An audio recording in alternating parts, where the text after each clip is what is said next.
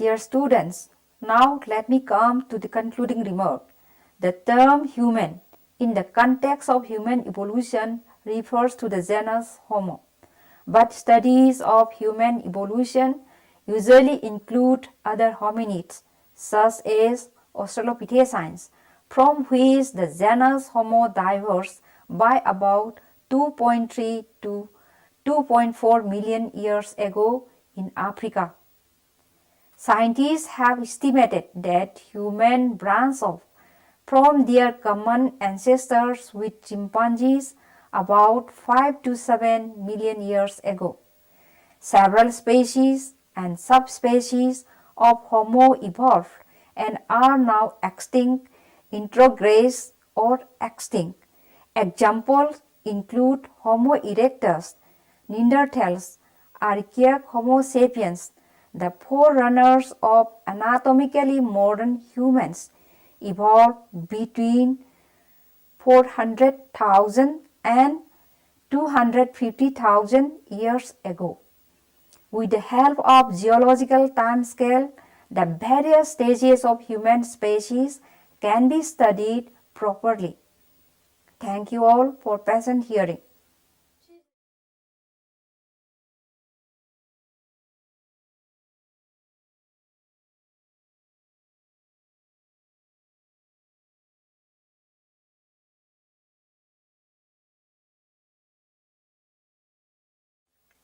Hello students, today I am going to discuss on the topic geological timescale and appearance of man. Let me first give you some introductory notes on this topic. The history of Earth is a very complex and vast subject which deals with the appearance of all the living and non-living matter.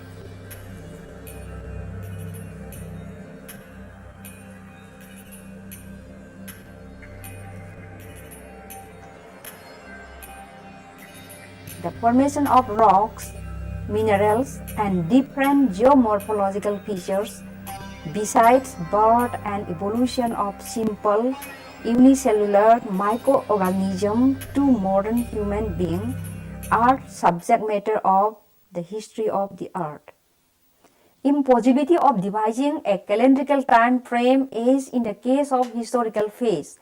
Attempts have been made to try to understand the history of the Earth chronologically in terms of formation of rock layers and related life form in different stages termed as era, period, and epochs. The significant event in the history of the Earth is the evolution of man during the Pleistocene epoch.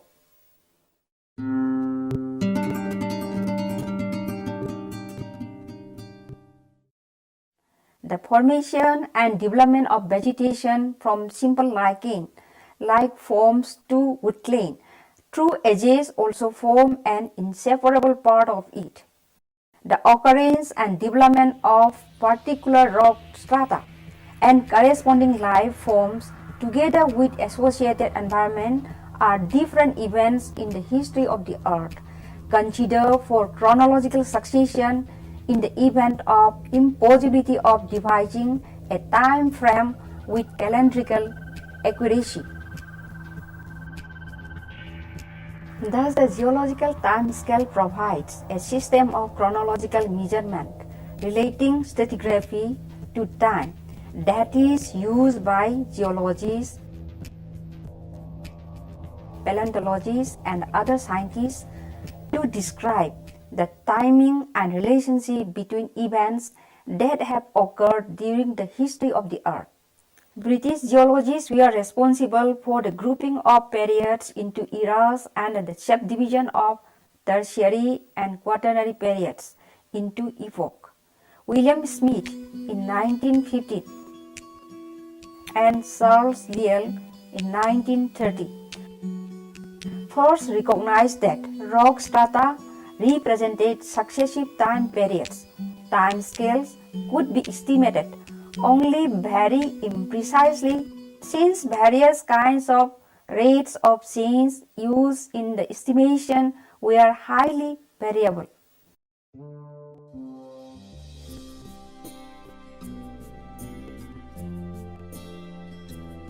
Geologists and paleontologists constructed the geologic level based on the relative position of different strata and fossils, and estimated the time scale based on studying the rate of various kinds of weathering,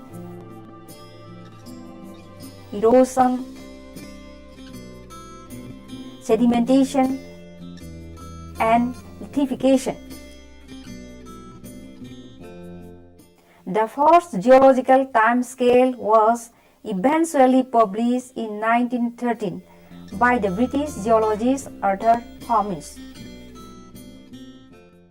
He greatly furthered the newly created discipline of geochronology and published the world-renowned book, The Age of the Earth, in which he estimated the Earth's age to be at least 1.6 billion years. The Earth carries the history of geological events in its rock layers. It follows that the oldest layers are at the bottom and the youngest are at the top. With this understanding, geologists are able to determine the ages of rock relative to one another. In order to simplify the huge amount of geological information, geologists have broken Earth's history down into sections which are called geological eras, periods, and epochs.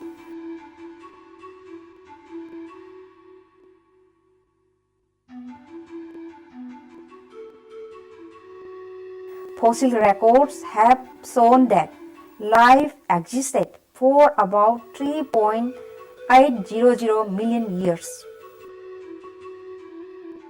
Their fossil records allows geologists to date and compare rocks across geological time.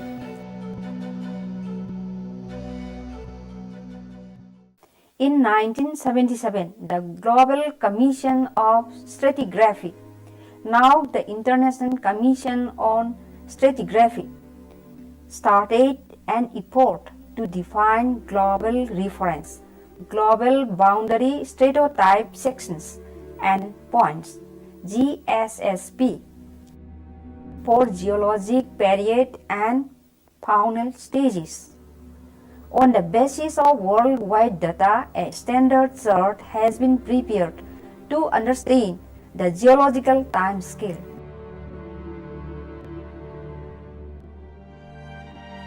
This list is divided first into the geologic eras of the Phanerozoic and then into the geologic periods of each era. Each period has its own table in which it is subdivided into epochs and stages. Each stage is assigned an age in millions of years ago, an acronym for million years ago, which is the age at which it began. Most of these ages are derived from astronomical cycles in sediments.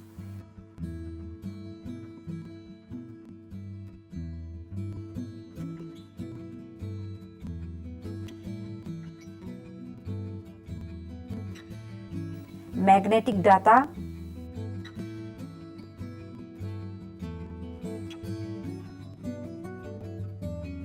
biostratigraphic data,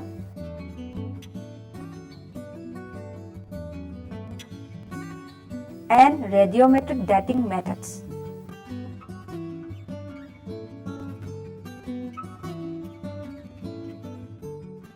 The worldwide geological community is formally considering whether the Anthropocene should join other more familiar units on the geological time scale. The Anthropocene represents a new phase in the history of both humankind and of the earth, when natural forces and human forces became intertwined, so that the fate of one determines the fate of the other. Geologically, this is a remarkable episode in the history of this planet. An epoch is a division of the geological time scale.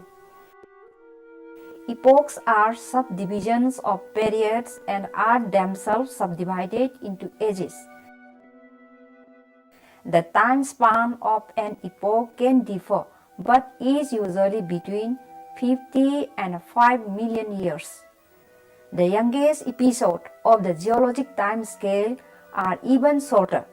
The Pliocene and Pleistocene epochs lasted less than 3 million years, and the Holocene epoch lasts only 10,000 years.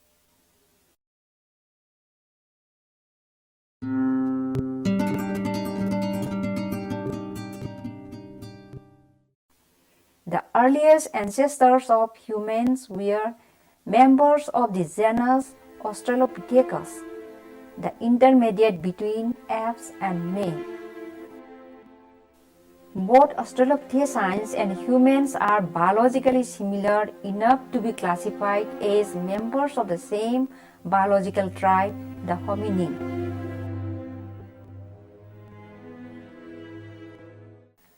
All people, past and present, along with the Australopithecines are hominin. Over the last decade, there have been a number of important fossil discoveries in Africa of what may be very early transitional ape, hominin, or proto-hominin. These creatures lived just after the divergence from our common hominid ancestor with chimpanzees and bonobos during the late Miocene and early Pliocene epochs. The fossils have been tentatively classified as members of three distinct genera: Sahelanthropus, Ororhyn, and Ardipithecus. The earliest Australopithecines did not evolve until 5 million years ago, or shortly thereafter in East Africa. The primate fossil record of this crucial transitional period leading to Australopithecine is still scanty. However, by about 4.2 million years ago, unquestionable Australopithecine were present. By 3 million years ago, they were common in both East and South Africa. The same hominin types have also been found dating to this period in North Central Africa also. As the Australopithecines evolved, they exploited more types of environment. The Australopithecines took advantage of these new conditions. In the more open environment, bipedalism would very likely have been an advantage. By 2.5 million years ago, there were at least two evolutionary lines. Hominin descended from the early Australopithecines. One line apparently was adapted primarily to the food resources in the lake margin grassland environment and had an omnivorous diet that increasingly included meat. Among them were our early human ancestors who started to make stone tools by this time. The other line seems to have lived more in mixed grassland and woodland environment, like the earlier Australopithecines, and was primarily vegetarian. This second, more conservative line of early hominin died out by 1 million years ago or shortly before then. It is likely that all of the early hominin, including humans, supplemented their diets with protein and fat-rich termites, just the same as chimpanzees do today. The evolutionary search that led to Homo habilis began towards the end of the Pliocene epoch, around 2.5 million years ago, when climate were becoming cooler and drier. The evolution of Homo erectus and later species of humans occurred during the Pleistocene epoch, that is around 1.8 million years to 10,000 years ago.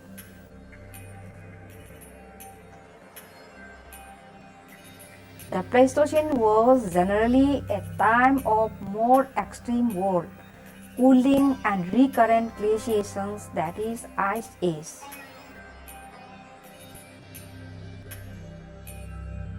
Scientific evidences indicate that humans evolved into their present form during the Pleistocene. According to mitochondrial DNA analysis, modern humans migrated from Africa after the Rees glaciation in the Middle Paleolithic during the Eemian stage, spreading all over the world, ice-free world during the late Pleistocene. Homo erectus moved from scavenging to hunting, developing the hunting-gathering lifestyle that would remain dominant throughout the Paleolithic into the Mesolithic. The unlocking of the new niche of hunting-gathering subsistence drove a number of further changes, behavioral and physiological, leading to the appearance of Homo heidelbergensis by some 6 lakh years ago. Homo erectus migrated out of Africa and dispersed throughout Eurasia. Stone tools in Malaysia have been dated to be 1.83 million years old.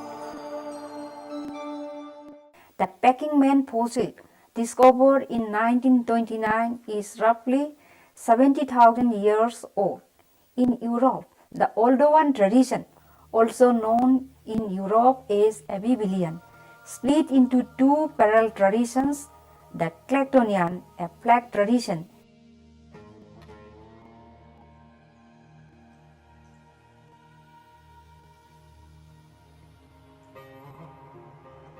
and the Acheulean, a Handex tradition.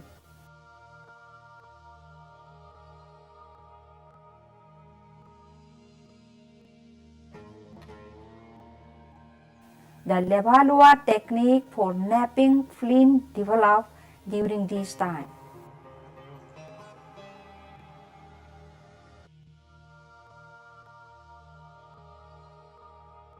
The carrier species from Africa to Europe undoubtedly was Homo erectus.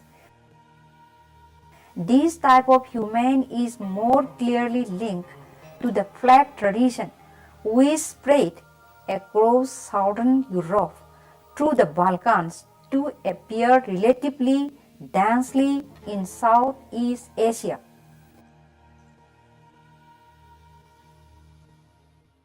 Many Mousterian finds in the Middle Paleolithic have been named using a Levallois technique, suggesting that Neanderthals evolved from Homo erectus.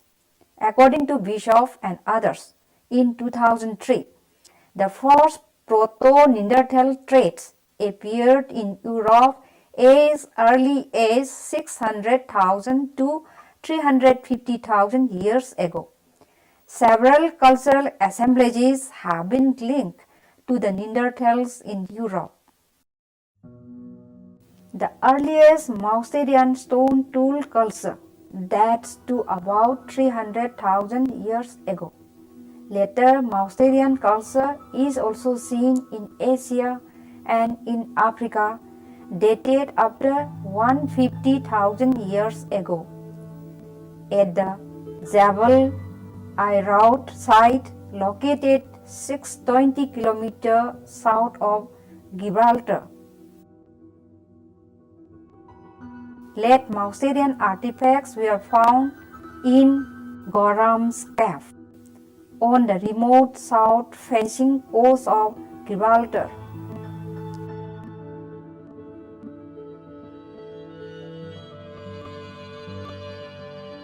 Other tool cultures associated with Neanderthal include Aurignacian, Gravettian, developed with gradual continuity, not distributed by population sinks. Early Neanderthal lived in last glacial age for a span of about 100,000 years. Because of the damaging effects the glacial period had on the Neanderthal sites, not much is known about the early species. Countries where their remains are known include most of Europe, south of the line of glaciation, roughly along the 50th parallel north, including most of Western Europe. Some sites are also reported from Ukraine and in western Russia and east of Europe up to the Indus River. The Neanderthals disappeared from the fossil record after about 25,000 years ago.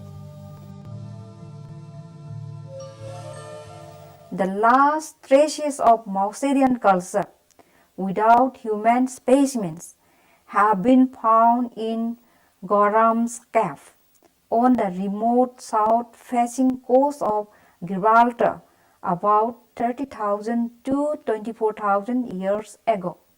Human skeletal remains from the German site of Vogelhart, so far regarded as the best association between anatomically modern Homo sapiens and Aurignacian culture, were revealed to represent intrusive Neolithic burials into the Aurignacian levels, and subsequently all the key Vogelhart fossils were now dated to 3,900 to 5,000 years ago instead.